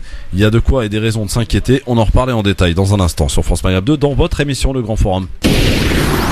Le Grand Forum sur France Maghreb 2, merci d'être avec nous en direct avec Mourad Goual, avec Hanan Zawani et Tarek Mami qui sont avec nous, et on va un petit peu bousculer le conducteur si tu permets, Hanan, pour t'offrir donc l'opportunité de nous faire ton coup de cœur qui est avec nous au téléphone, que je te laisse présenter. Alors bonjour Monsieur Karkri. Oui, bonjour madame. Alors je vous présente Monsieur Karkri, donc qui est en fait le président du centre culturel Abdullah Darwish, donc qui est un centre qui est situé à Nantes. Donc il fait partie en fait d'un complexe où on va retrouver un édifice cultuel, donc une mosquée qui s'appelle la mosquée SLM, et ce centre culturel, donc centre culturel Abdullah Darwish, qui abrite des salles de cours, une médiathèque, une salle polyvalente, une bibliothèque, une agence de voyage, un restaurant, 3 studios pour accueillir des conférenciers et des invités. Et les 2 bâtiments sont reliés par une galerie, voilà, séparés par un patio à ciel ouvert avec 3 bassins à fontaines. Donc voilà, outre sa fonction en fait essentielle de lieu de culture et d'enseignement, ce centre est un véritable espace de vie et un lieu d'échange ouvert à un large public qui permet en fait aux musulmans et aux non musulmans de se reconnaître dans cet édifice qui a une haute portée symbolique, parce qu'en fait il œuvre pour le vivre ensemble, et qu'il est le fruit d'une concertation entre la mairie de Nantes et ses citoyens, toutes confessions confondues. Donc voilà, je vous laisse parler des différents projets qui sont mis en œuvre, Monsieur Karki, au sein de ce centre qui a été ouvert en 2012. Premièrement, je tiens à vous remercier pour votre invitation. Et aussi, je remercie tous les fidèles de l'association, les habitants de la ville de Nantes, ainsi que les donateurs et Monsieur Al-Darwish qui nous a aidés pour la construction de ce beau centre et la mosquée As-Salam. Donc on va être dans le centre culturel Abdullah Darwish, donc on développe plusieurs activités culturelles. Donc parmi ces activités, il y a l'activité Une femme, un panier. Donc c'est une opération qui consiste à apporter son aide en fait en denrées alimentaires pendant le mois de Ramadan, donc aux familles en difficulté, donc avec ou sans enfants. dans la région de Nantes, donc en leur livrant des paniers donc plein de denrées alimentaires et aussi donc des cadeaux pour les enfants. Donc c'est une activité qui marche très bien sous la responsabilité de notre sœur Assia Boualish, que je remercie. Et ceci, en fait, c'est grâce à l'aide du donateur et aussi les fidèles donc les fidèles de la mosquée, que ce soit donc de la mosquée As-Salam ou bien au-delà de la mosquée, c'est-à-dire donc les habitants de la ville de Nantes. Monsieur Karki, il y a un projet qui m'a touché particulièrement, c'est ce collectif de citoyens qui a vu le jour justement grâce à ce centre culturel. Vous pouvez nous en parler ? Oui, effectivement. Donc en fait, on a travaillé donc pendant plusieurs mois en collaboration avec les associations de la ville de Nantes et donc pour mettre en place un noyau qui travaille sur des projets communs avec des objectifs communs. Donc ce collectif il a mis en place 2 activités très importantes. Dernièrement, on a organisé donc un dîner et un iftar pendant le mois de Ramadan au centre de la ville de Nantes. Durant en fait cette soirée, on a distribué à peu près 900 repas. Il y avait donc Madame donc la maire de la ville de Nantes, Madame Joanna Roland, les élus, les représentants donc de la préfecture et aussi des hommes politiques. Donc c'était une journée très importante où nous avons vu en fait le sourire sur les lèvres des habitants, des enfants, des personnes âgées, et c'était vraiment une grande réussite pour donc se retrouver autour d'une table, partager un repas avec tous les habitants du quartier Malakoff et aussi donc les fidèles de la mosquée As-Salam de Nantes. Ce centre El Darwish, Monsieur Kirkra, en fait, ce qu'on se rend compte, j'ai pu vous interviewer ce matin, c'est qu'il met en place en réalité une vraie stratégie et une vision qui est totalement renouvelée depuis 5 ans, et qu'en fait, il est devenu un modèle à suivre pour les imams de la région et puis de la Loire Atlantique. Donc du coup, voilà, c'est un nouveau concept, voilà, où vous faites preuve de beaucoup de professionnalisme, avec pourquoi pas, en tout cas moi, c'est mon souhait à moi, pouvoir justement faire bénéficier de cette expérience à d'autres villes, que ce soit au niveau départemental ou national. Effectivement, donc nous sommes déjà en contact avec plusieurs associations dans la région et au-delà, même au niveau national, pour leur apporter notre aide en termes de la stratégie et de la vision, la construction de la vision, parce que le Centre culturel Abdel Darwish s'est engagé avec force et détermination depuis 2012 pour donner sens et matière à matière en fait à ce souhait cher à tout bon citoyen, c'est le bon vivre ensemble. Donc nous avons mis en place une stratégie en collaboration avec bien sûr avec la ville et d'autres associations pour développer plusieurs activités. Et parmi les activités que je pense à mes yeux très importantes qui touchent en fait la famille, il y a le soutien scolaire. Donc si vous permettez, je pourrais le soutien scolaire, c'est Monsieur Karkri, voilà, je vais donner. Est-ce que vous pouvez donner justement l'adresse du site internet à nos auditeurs? Donc, je sais que vous êtes situé sur Nantes, donc on passe le bonjour à tous les auditeurs de Nantes qui peuvent nous suivre via l'application, puis qui nous suivent aujourd'hui nombreux. Donc, juste votre site internet et puis votre page Facebook, s'il vous plaît. Oui, donc en fait, il faut juste taper sur Google donc le centre culturel Abdel Darwish et vous aurez directement en fait le lien vers le site du centre et aussi association islamique de l'Ouest de la France, AIOF 44. Donc vous aurez donc la possibilité soit aller directement sur notre page Facebook et c'est une page très très riche, actualisée régulièrement. Et aussi donc le site internet officiel de l'association islamique de l'Ouest de la France donc AUF 44. Super, on vous remercie Monsieur Karkri et puis au plaisir de vous suivre et puis d'avoir des nouvelles sur vos futurs projets. À très bientôt et puis un grand bonjour aux fidèles de Nantes et à tous les citoyens nantais. Merci beaucoup et à bientôt. À bientôt monsieur. Merci monsieur, à très bientôt. Voilà pour ce coup de cœur, ce petit clin d'œil évidemment sur France Maghreb 2 avec Hanan Zawani. Non mais c'était qu'est-ce qui fait ces genres de commentaires désobligeants C'est monsieur Zébélus qui fait des commentaires désobligeants.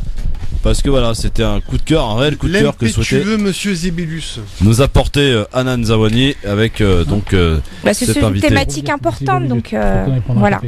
Effectivement. Alors, on va maintenant, si vous voulez bien, ouvrir un sujet très important, puisqu'on va parler maintenant du côté de la Palestine, ce qui s'y passe, bien sûr, avec les derniers déroulements qui sont pas franchement rassurants. On parle de tensions extrêmes, bien sûr, on en reparle dans quelques minutes sur France Maghreb 2. Restez avec nous.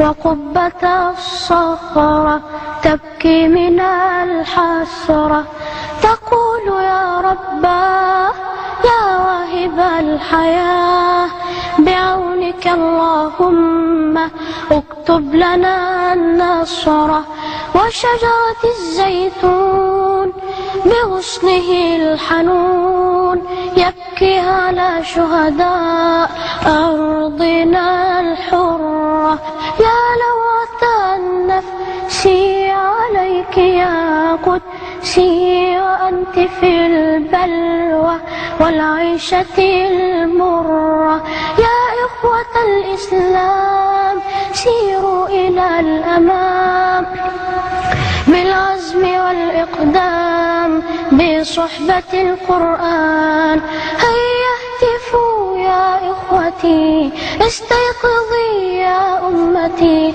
يا إخوة الإسلام سيروا إلى الأمام بالعزم والإقدام بصحبة القرآن النور في أيدينا وربنا يحمينا قرآننا يهدينا في ساحة الإيمان هيا ارفعوا القرآن وحطموا الأوثان وحرروا الإنسان من قبضة الطغيان هيا اهتفوا يا إخوتي استيقظي يا أمتي هيا أعيدي بسمتي كسابق الأزمان.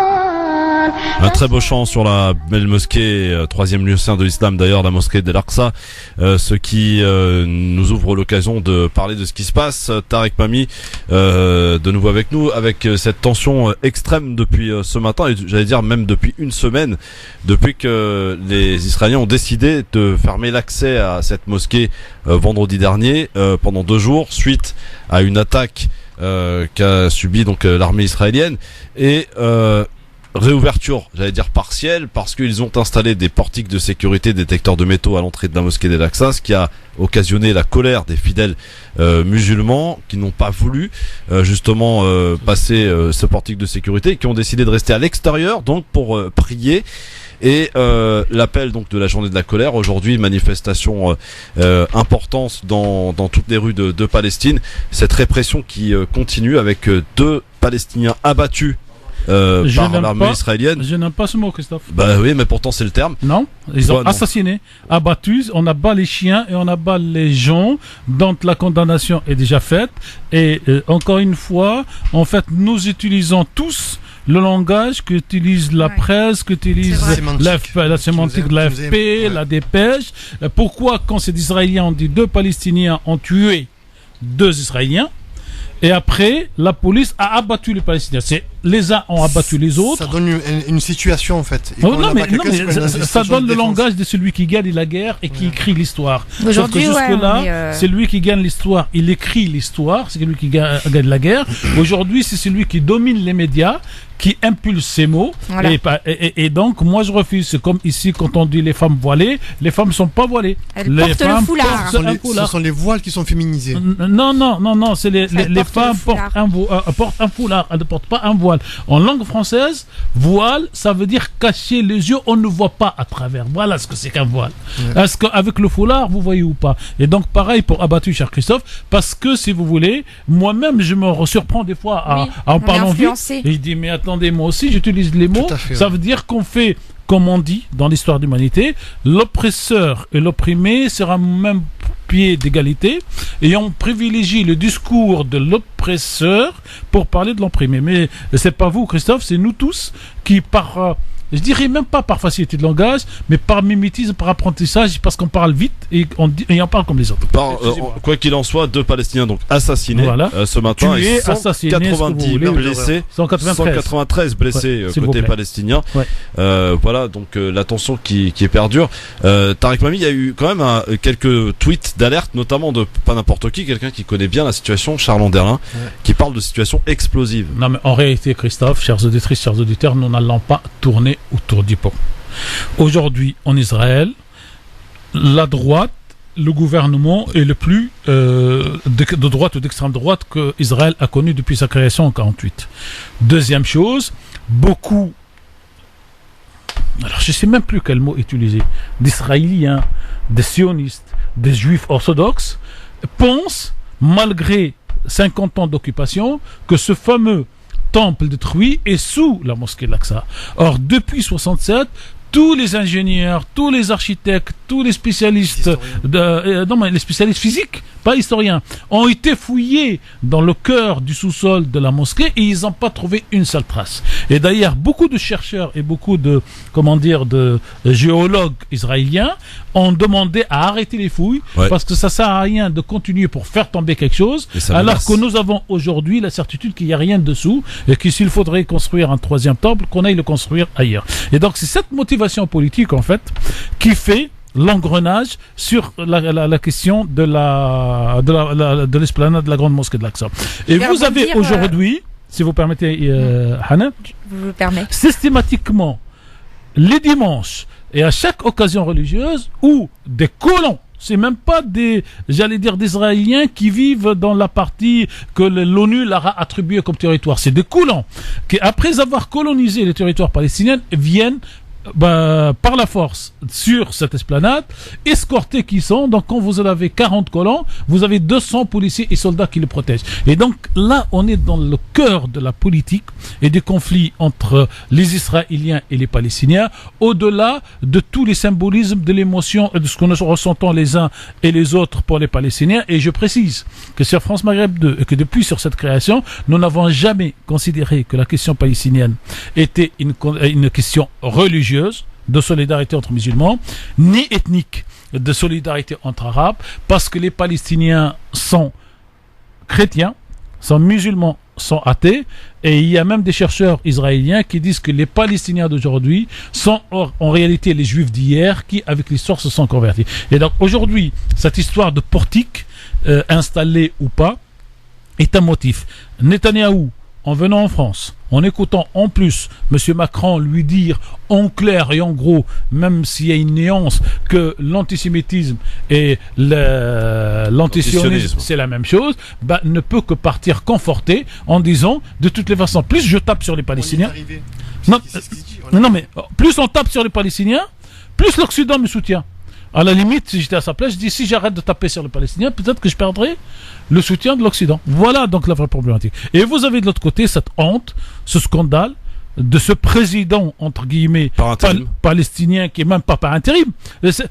Dans n'importe quel autre pays, un type qui est élu pour 5 ans, quand il reste 20 ans de plus sans être élu, aurait été qualifié de dictateur par l'humanité entière.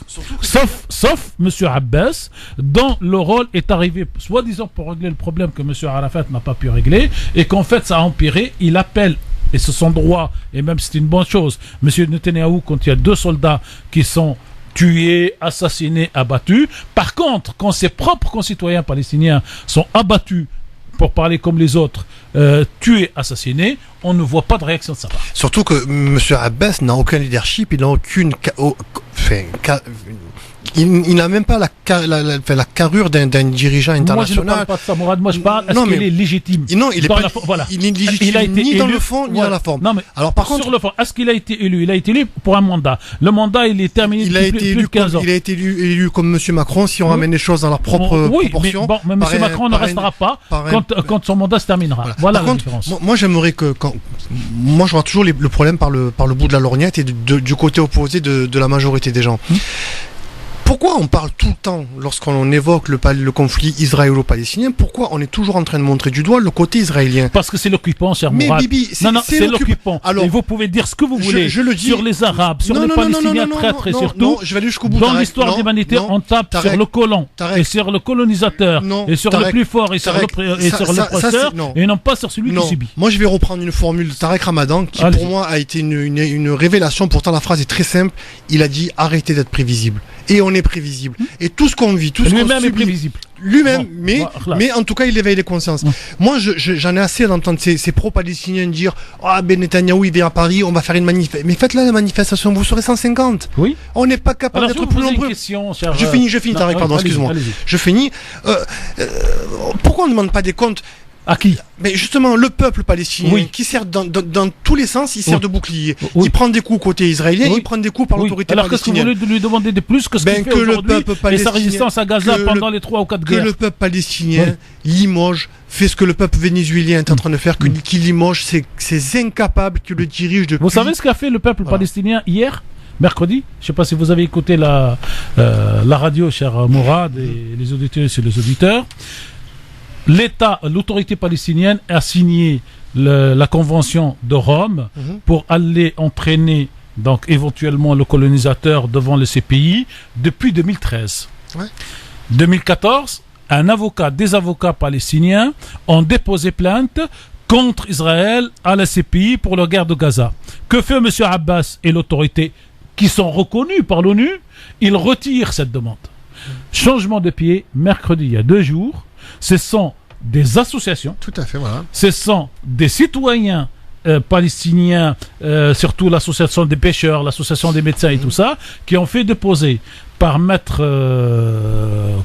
Gilles Devers, au CPI, une nouvelle plainte individuelle contre laquelle le gouvernement palestinien, l'autorité palestinienne ne peut rien faire. Donc ne me dites pas que font les Palestiniens, qu'ils dégagent comme Venezuela. Les Palestiniens ont créé le BDS. On s'est pas compris. Ou alors je me suis mal exprimé. Oui, allez-y. Je ne parle pas du chab palestinien. Je corrige. Je parle des pro-palestiniens. C'est-à-dire nous qui vivons en Occident, avec tout le confort que l'on a, c'est vrai qu'il est très facile de donner un avis sur tout et rien à la fois. Bien sûr. Moi je dis que désormais je ne soutiendrai plus le peuple palestinien en pointant du doigt le régime israélien.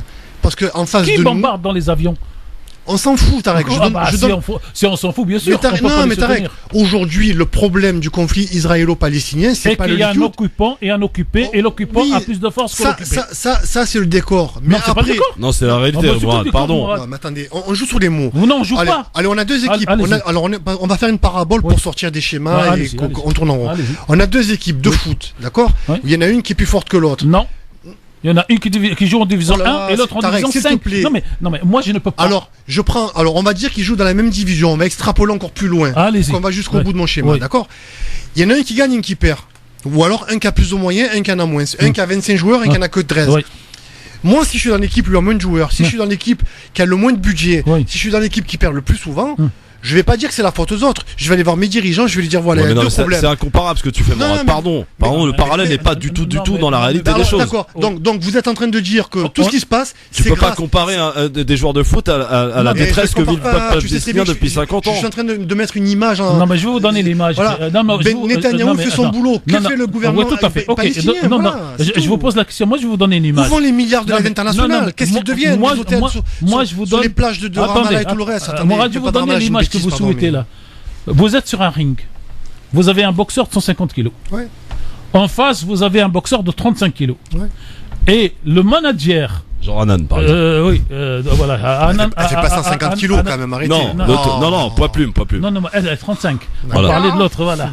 Donc, vous avez un 35 kilos contre un 150 kilos. C'est pas et équitable. le manager de 35 kilos, tout le monde sait qu'il reçoit de l'argent pour donner à bouffer à son boxeur pour qu'il passe de 35 à 90. Alors, moi, que voulez-vous que le boxeur de 35 fasse contre le boxeur de 150 contre son patron? Allez, on est dans le concours des images d'Épinal. Oui, moi, je vais te répondre. Oui. Je vais te répondre Cameroun. Oui. Voilà. Oui. Une poignée de soldats qui a résisté de légionnaires français et étrangers qui ont résisté à l'armée mexicaine. Le rapport de force était de 1 à je sais pas combien. Je vais te parler du conflit. Parlez-moi de la géopolitique. Non, vraiment, c'est une question sur laquelle moi je suis plus que transigeant d'abord vis-à-vis de moi. Mais il faut l'être. Mais quelles sont les frontières de la Palestine aujourd'hui? Un Palestinien, quand tu veux faire quelque chose, par où il doit passer aujourd'hui? Par l'entité, par les colonies et les territoires occupés israéliens. Voilà. Ou par l'Égypte qui lui ferme la frontière. L'Égypte qui ou par la Jordanie qui lui ferme la frontière. Comment il fait? Non, mais justement. Alors, venons dénoncer d'abord l'Égypte qui empêche les pro-palestiniens du monde entier à accéder à Gaza par l'Égypte. Oui. On peut en parler, on a le droit quand même. Bien sûr. C'est pas Netanyahou qui empêche les gens de rentrer par l'Égypte. C'est quand même le gouvernement. Voilà. Vous allez trop loin parce qu'on ne va pas refaire le truc. Plateau. Parce que pourquoi l'Égypte ferme la frontière? Non, mais allons-y alors. Pourquoi je peux pas si vous voulez, on reste sur une logique. Pourquoi je peux pas rentrer par la Syrie? Pourquoi je peux pas rentrer par le Liban? Et pourquoi je peux pas rentrer par le royaume de Jordanie? Non, mais vous ne pouvez pas rentrer dans ces pays parce que ces pays aujourd'hui, quel que soit le qualificatif qu'on va utiliser, sont contrôlés par la puissance impérialiste américaine. On est d'accord. Non, mais attendez, qui dit à l'Égypte, si vous offrez les frontières, les 3 petits milliards ou les 5, je vous les coupe. Terminé, plus d'argent. Donc aujourd'hui, vous pouvez pas dire on attaque dénonçons cet état de fait. Non, et alors là, ce n'est plus les Palestiniens qu'il faut dénoncer, cher Mourad. Ce n'est pas les Syriens qu'il faut dénoncer. C'est les pays arabes. Non, c'est pas le pays arabe, c'est l'Amérique et c'est lui aussi qui fait. Oui, mais c'est tout. Donc aujourd'hui, vous pouvez pas dire que le peuple palestinien ne se bat pas parce que. J'ai jamais dit ça. Je me permettrai jamais de le dire. Non, voilà, parce que si vous voulez prendre l'exemple de la guerre d'Algérie qui a été gagnée, qu'on le veuille ou qu'on le veuille pas, il y avait quand même deux espaces de respiration, même si c'était pas égaux, l'espace marocain et l'espace tunisien. Et donc les soldats ou les guerriers ou les militants, j'allais dire l'équivalent du Hamas aujourd'hui, avec toute proportion gardée, pouvaient faire un coup et partir de l'autre côté et revenir le lendemain. Alors, aujourd'hui, les Palestiniens n'ont pas ça. Donc aujourd'hui, pour moi, si vous voulez, il y a un responsable, c'est dans le texte de la Charte des Nations Unies, c'est celui qui colonise. C'est celui qui fait les crimes contre l'humanité. Ça, c'est juridique. C'est le problème juridique. C'est politique aussi. Le problème politique, c'est ce gouvernement de corrompus, d'incapables palestiniens qui doit dégager. Vous avez fait avancer le truc en disant il doit dégager. Je vais te raconter une anecdote. Mais ça, c'est des débats. Non, excuse-moi, Mourad. Allez dans d'autres radios qui s'adressent à d'autres communautés et regardez à ce qu'il y a ce genre de débat. Donc c'est vrai que nous, non mais c'est vrai, nous on est les plus démocrates, on est les plus libéraux, on est ceux qui comprennent le plus. En 2010, Leïla Chahid devait faire une conférence sur Jean Genet à Marseille. Oui. On a une salle qui est mise à disposition par la mairie de Marseille. Il s'avère, on le découvre la veille de la conférence, pardon, pas la mairie, on devait avoir des locaux, on devait faire ça à la maison de la région, sur la Canebière. Oui. Et la veille, arrêt buffet, tout le monde met son veto, et on découvre que le gestionnaire de l'œuvre de Jean Genet n'est autre que la présidente du CRIF Marseille, Provence. Ok. On s'est battu. Moi, à l'époque, j'étais élu. Je suis parti à la mairie de Marseille avec des journalistes. J'ai été contre un adjoint qui était mon ami, Daniel Herman, pour défendre le droit d'avoir une conférence et de pouvoir parler de Jean Genet en toute liberté et que Leïla Chahid puisse faire son intervention sur le sujet. On était 15. Oui. 15. Oui. Va interdire. Vous savez pourquoi vous êtes 15? Et je suis heureux que vous soyez que 15. Ouais, pourquoi? Parce que beaucoup d'entre vous voulez rendre communautaire la bataille palestinienne. Je sais pas. La question. Allez-y. Quand sais-tu? Hein? Tu sais pas qui y avait dans les 15? Non, mais je sais pas qui. Mais aujourd'hui, il faut sortir de cette question que la question palestinienne est une question communautaire. J'ai jamais dit ça. Voilà. Donc, quand vous appelez, la semaine dernière, il y a eu peut-être 400 personnes à Paris. Sur les 400 personnes, il y avait peut-être 50. Alors, je jette tout ça avec l'eau du bain. Musulmans, maghrébins, barbus, voilés. Et je suis heureux. Parce que il faut que cette question palestinienne soit une question de justice. Ceux qui ont aidé à l'indépendance d'Algérie, il y avait les Algériens, les Marocains, les Tunisiens, mais il y avait les porteurs de valises. Ouais. Il y avait les grands écrivains français. Il y avait plein de personnalités. Aujourd'hui, il faut dire les choses, et donc en ce qui me concerne, j'en terminerai là. La question palestinienne est une question de justice humaine historique. L'occupant, quelles que soient les raisons, appartent eux-mêmes en Israël, ils appellent ça les territoires occupés, même si maintenant ils ont changé Judée, Samarie, tout ça. Ce sont des territoires occupés. Et vous ne pouvez pas faire la paix entre les hommes quand les hommes n'ont pas leur dignité. Et pour en terminer encore une fois, moi je rends aujourd'hui ici, comme toujours, hommage à ce peuple palestinien qui est encerclé de partout, avec 2 heures d'électricité par jour, vit, servi, écrit, envoie ses enfants à l'école, et comme dit le professeur Oberlin, les Palestiniens de Gaza sont aujourd'hui devenus les spécialistes de la création comment on appelle des trucs des énergies et tout ça, pour pouvoir voyager. Et donc je ne peux pas, quel que soit l'état de la discussion, de dire moi contre le président Abbas. À la limite, le président Abbas, il vous est imposé. Merci monsieur, stop pub. Maintenant on en termine. Dans un instant on va parler un peu de Macron, parce qu'on ne s'est pas assez occupé de lui mon cher Tarek. Dans un instant, pour finir cette émission, et on écoutera. Non, c'est bon, Mélenchon, vous l'avez taillé pour au moins pour l'hiver. À tout de suite. France Maghreb 2, France Maghreb 2. Le grand forum sur France Maghreb 2 avec Tarek Mami, Hanan Zawani et Morad Goual. Hanan, ça va? Écoutez, ça va très bien. J'ai pas pu prendre la parole entre Monsieur Mami et Morad. Cet excès de testostérone. Donc, voilà. Donc juste une information que je tenais à faire passer rapidement, c'est que au-delà des heurts qui se passent aujourd'hui à l'Aqsa, il se trouve qu'il y a aujourd'hui 2 quartiers qui vont être sortis de la ville de Jérusalem. Donc ils sont les quartiers. Ça aussi, c'est un autre mot important. D'accord. Al-Quds, pour rappeler aux gens comment ça s'appelle aussi. Donc ces 2 quartiers que sont Kafer Aqab et Chouafat, qui regroupent en fait 140 000 Arabes. Donc le gouvernement israélien a décidé de les sortir de la municipalité de Jérusalem, ce qui fait que aujourd'hui les Arabes ne sont plus majoritaires. Donc voilà, une chose importante une info importante à donner. Petite information Tarek, et peut-être explication auprès de nos auditeurs. Fraude fiscale, les députés rétablissent, à une voix près d'ailleurs, le verrou de Bercy. Qu'est-ce que le verrou de Bercy? On va y aller donc sur les 3 ou 4 points, mais je vais aller très vite. Alors sur le premier point, en fait, je voulais rappeler pour ceux qui ne le savent pas encore qu'il y a eu que le grand chanteur Blaoui Hawari est décédé il y a 2 jours. Il a été enterré à 90 ans, et c'est aussi le rôle de la radio que de lui rendre un hommage de 15 secondes. En rappelant ce soir à partir de 22h, notre ami Youssef va lui consacrer une grande partie de son émission Sha'bi. Et c'est lui, écoutez 2 secondes. Blaoui Hawari est connu notamment pour chanter sa ville de Oran. Et pour ceux qui comprennent la langue arabe, il faut écouter comment Blaoui Hawari, quand il chantait, parlait de l'Algérie, de Wahran, entre ses cafés, ses professeurs, ses religieux, et il vous donne une image que nous avons, pour ceux qui ont lu un peu les livres, l'histoire de l'Andalousie, c'est-à-dire, ou du film La Golette pour les Tunisiens, c'est-à-dire une ville multiculturelle, multireligieuse, tolérante, dans lesquelles, dans une petite partie de la colonisation française et avant donc que la répression ne s'abatte sur le peuple algérien, les Juifs, les chrétiens, les Maltais, les Italiens, les Espagnols, tout le monde vivait ensemble. Et donc c'est ça Blaoui Hawari. Et ceux qui aiment Monsieur Hawari, Allah yarhamou, et sa musique, ce soir à partir de 22h, notre ami Youssef Hasmaïl va donc en parler beaucoup et diffuser beaucoup de chansons, notamment la fameuse chanson Wahran Zman, c'est-à-dire Wahran d'antan, il y a longtemps, qu'on confond beaucoup avec Wahran qui est aussi dans le même style.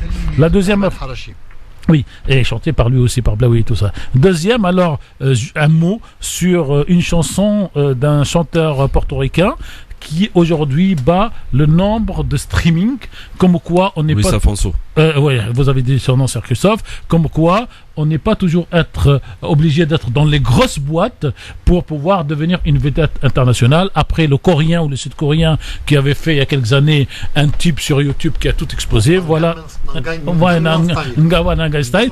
Aujourd'hui, donc, il y a le Portoricain qui arrive avec cette chanson. Despacito, c'est ça. Voilà, et cette chanson, donc, pour ceux qui aiment la musique et connaissent les genres, c'est de ce qu'on appelle le reggaeton maintenant. Non, parce qu'il faut apprendre aussi pour parler. Vous êtes chez Brant, Tarek. Ah ben, j'essaie, voilà. Donc, la chanson de Quds, on l'a entendue et l'hommage a été rendu. Juste, je rajoute à ce point que la phrase du président Macron qui confond ou qui assimile l'antisionisme et l'antisémitisme ne passe pas. Et ceux qui souhaitent vous voulez une petite piqûre de rappel peut-être? Non, j'ai pas besoin. Non, j'ai pas besoin de la piqûre de rappel, mais j'ai besoin. Non, j'ai besoin de la piqûre de rappel de l'écrivain israélien antisioniste Shlomo Sand, qui écrit aujourd'hui un super texte. Une lettre à découvrir sur le Facebook de la radio d'ailleurs. Oui, et qui explique à M. Macron que lui, qui a fait des études de philosophie, les plus grands intellectuels des années 1930 juifs étaient antisionistes. Et que aujourd'hui, M. Macron ne connaît rien à l'histoire, et à ce titre, il aurait mieux fait, de se taire, de ne pas inviter M. Netanyahou, comme le lui rappelle d'ailleurs M. Alain Grèche, parce que le massacre des Juifs français est une œuvre française qui n'a rien à voir avec les autres Juifs du monde, même si par communautarisme c'est nous, c'est toi, c'est moi, et surtout que dans l'explication de cette Shoah, pour l'Europe, pour la France, c'est une leçon pour qu'il n'y ait plus aucune discrimination envers aucune autre communauté, alors que pour les Israéliens, c'est l'élément principal pour rapatrier tous les Juifs du monde là-bas. Et donc, pour M. Macron et pour ce qu'on appelle le verrou de Bercy, vous avez, si vous voulez, un pays qui s'appelle la France, qui a tous les droits du monde, sauf que, quand quelqu'un fraude au fisc, il y a un monopole, cher Christophe, chers auditrices, chers auditeurs, pour le poursuivre au pénal. C'est-à-dire qu'une association qui prend information de quelqu'un qui a beaucoup traficoté, elle n'a pas le droit de déposer, comme dans tous les autres secteurs, sauf dans le fisc. Et il faut qu'il y ait le monopole, donc il faut qu'il y ait Bercy qui autorise. Qu'est-ce qui s'est passé? Les sénateurs, qui sont des vieux malins, oui, Christophe, les sénateurs qui sont des vieux malins, dans le cadre donc de la nouvelle loi moralisation, ont profité de l'occasion pour dire on casse le verrou de Bercy, et comme ça, il n'y a plus besoin du monopole pour poursuivre les escrocs de notre pays. C'est-à-dire qu'on peut s'auto-saisir une association, les gens, l'entreprise qui a été escroquée, n'importe quel citoyen. C'est bien. C'est bien. Ah ben non, que fait M. Macron à travers son groupe En Marche? C'est qu'il rétablit le verrou dans un vote qui a été gagné dans la commission à une voix près, et y compris dans ce vote, certains, et c'est ça qui commence à être intéressant, Christophe, certains donc députés En Marche ont voté contre le rétablissement. Et donc, il y a peut-être quelque chose qui commence à bouger. C'est ça ce qu'on appelle le verrou de Bercy. Et il faut que les gens comprennent que le gouvernement ne peut pas avoir le monopole des poursuites judiciaires. Et j'espère qu'il y aura un recours et que là, en tout cas, cette question s'installe. C'est possible qu'il y ait un recours par qui pour mettre en place. Non, mais c'est-à-dire qu'il y a une deuxième lecture au Sénat. Après, il y a aujourd'hui le Conseil qui va être saisi. Bon, donc, je veux dire. 18h01. Hein. Oui. Première erreur politique grossière de M. Macron, c'est de rétablir ce verrou de Bercy, ça qui va pas empêcher les insoumis et tous les autres de dire on vous a bien dit que ce monsieur est un banquier, que ce monsieur est capitaliste et qu'il n'est pas venu pour aider le peuple français, mais les riches français. Et voilà, si vous voulez, cher Christophe, pour vous faire non pas plaisir, mais pour vous rappeler que les piqûres de rappel, quand il y a une injustice, toutes les injustices doivent être punies de la même manière. Et je reviens à la question palestinienne pour terminer définitivement cette émission. Non, vous pouvez redémarrer si vous voulez. Je considère qu'un homme est juste, une femme est juste, quand elle est juste dans toutes les batailles dans lesquelles qui se passent pendant sa vie, et qu'on doit être encore plus juste quand c'est sa propre communauté, sa propre nationalité, sa propre religion qui fait les massacres. Et je rends hommage à Stéphane Issel, juif, résistant, qui écrit « Indignez-vous » et que jusqu'à sa mort, était devenu pro-palestinien et antisioniste parce que la dignité humaine n'a pas de prix. Merci Tarek, merci Morad Goual, et merci beaucoup Anan Zawani. Tu pars en vacances, Anan? Bah écoute, je devais partir dimanche et finalement ma sœur part demain et me laisse. La semaine prochaine, je te réquisitionne alors. Elle a dit qu'elle est venue à Marseille, ça a duré 5 minutes et qu'elle a repris le train en urgence. Bon, Morad, tu seras là pour la dernière vendredi? Mais même l'avant-dernière et même la post après dernière émission. Non, on va se calmer. Si Dieu nous prête vie chez les Français. Tarek Mami à la semaine prochaine pour la dernière. À très vite. Oui, la dernière et puis. Vous avez convoqué du monde, donc il va falloir partager. Tous ceux qui viennent, ils peuvent parler. Aujourd'hui d'ailleurs. Je ne donnerai mon temps de parole à personne. Ah ben moi j'ai donné le mien aujourd'hui et ça n'a pas empêché Anna de râler un petit peu parce que 18h01 et elle a raison. C'est difficile entre vous deux. Merci à vous trois. Merci beaucoup. Bonne soirée dans un instant. Très bon week-end aux auditeurs. Le rappel de l'actualité de ce vendredi soir, c'est avec Marine Garel que nous avons rendez-vous avant la suite du Grand Forum sur France Maghreb 2. Bonsoir Marine. Bonsoir à tous. Bison futé voie orange aujourd'hui en Ile-de-France et en Auvergne-Rhône-Alpes dans le sens des départs sur la route. Demain samedi, la vigilance sera rouge sur l'ensemble du territoire. Orange s'agissant du sud du pays et les bords de la Méditerranée. Le corps d'un ressortissant néerlandais retrouvé sans vie ce matin en Haute-Savoie, précisément dans le Mont Verrier, près d'Annecy. Il était porté disparu depuis hier. C'est son épouse qui avait donné l'alerte. Il aurait chuté de plusieurs dizaines de mètres. Le premier syndicat de médecins généralistes libéraux, MG France, en colère. Ils se disent la cible d'un harcèlement croissant de la part de l'assurance maladie et condamnent les méthodes de la Sécu pour contrôler les prescriptions d'arrêt de travail. Le syndicat estime que les arrêts de travail sont un outil indispensable dans un monde professionnel de plus en plus dur et qu'ils font partie de l'arsenal thérapeutique du médecin. Pour demander le rétablissement du budget alloué aux droits des femmes, plusieurs associations féministes sont passées à l'étape supérieure aujourd'hui. Ils ont organisé une action de rue devant Bercy.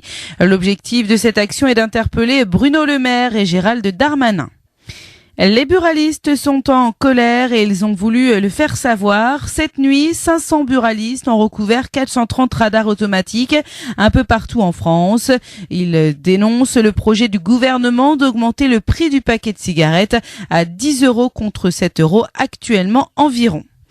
La disparition du comédien Claude Rich à l'âge de 88 ans. C'était un acteur complet, un incontournable homme de théâtre, de cinéma, de télévision. Avec 80 films et 50 pièces de théâtre, Claude Rich a mené une carrière auréolée de succès. On a pu le voir notamment dans Le Souper, Paris brûle-t-il, Astérix et Obélix, Mission Cléopâtre.